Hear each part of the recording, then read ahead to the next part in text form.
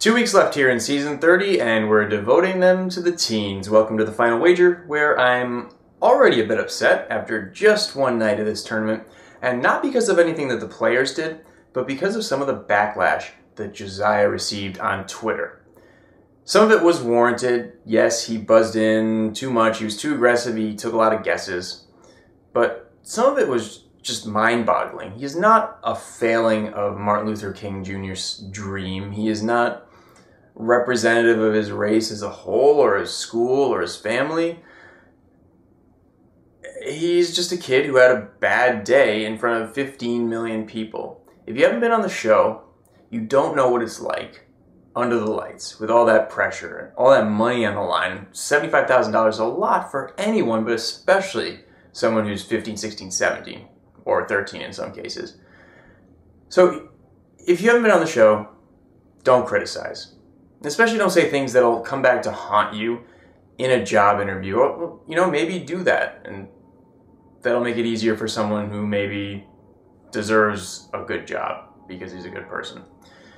Okay, that aside, we do have some wagers to look at. We have Kat and Cooper still in it. Kat in the lead with 20,400, Cooper 12,800. Now remember that you don't have to win to advance to the semifinals. There are these wild card berths. I would say that 20,400 is almost a lock to get one. 12,800, not so much. The last two teen tournament cutoffs have been 15,000 and 15,001. And there's no saying whether the cutoff this year is going to be higher or lower or exactly the same. So let's do some basic wagering and see what each player might want to do.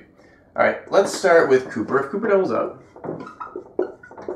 he's going to 25,600. So if Kat wants to guarantee a win, if she's right,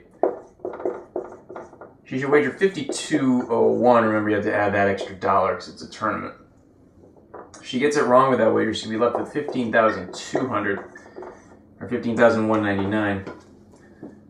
So at a bare minimum, I would say Cooper's going to want to wager 2,400. That's the smallest I would say you should do.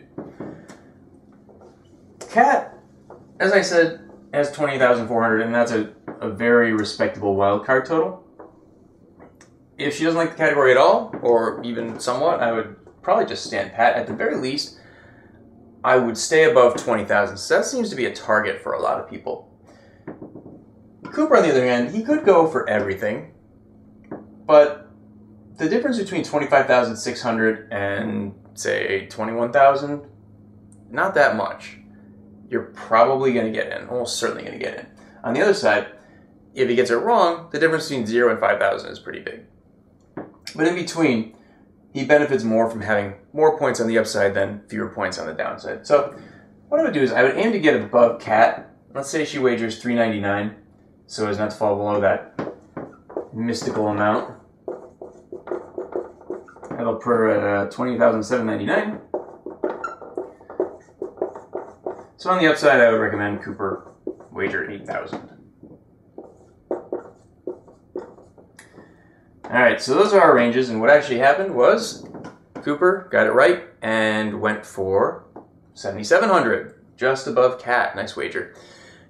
Kat got it wrong, wagered 6,000, which in a tournament setting, you don't need to add any additional points because you're not going to get paid out here. So you got it right, she had 26,400. That still only translates into a semifinal berth and the $5,000 bump or whatever the prize is for making the semifinals or making the quarterfinals.